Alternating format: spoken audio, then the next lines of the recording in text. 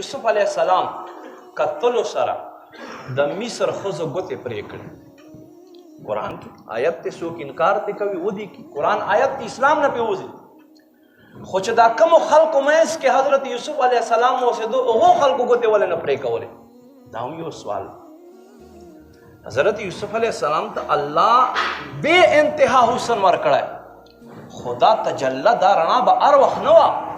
کله چې مصر اشراف مصر خواته راتلو الله ده ته دا تجلی واپس کړه، نو ښځې په ځان پوهه نه شوې او ګوتې یې کټ کړل. دکه شان الله خپل محبوب ته هم بے مثل او بے مثاله حسن ورکړی، خو هغه انسان محسوس کولی نشي. مسند احمد حدیث دی.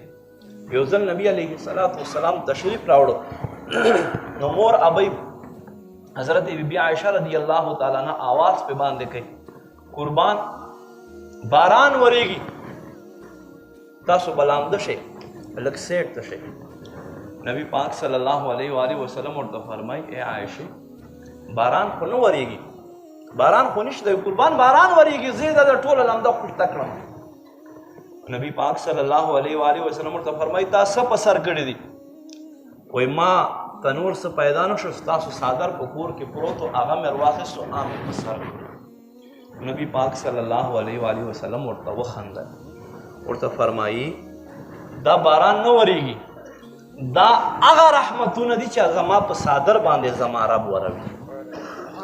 ستا په سر کړی دی او ستا ته ځکه محسوس کېږي چې باران وریږي.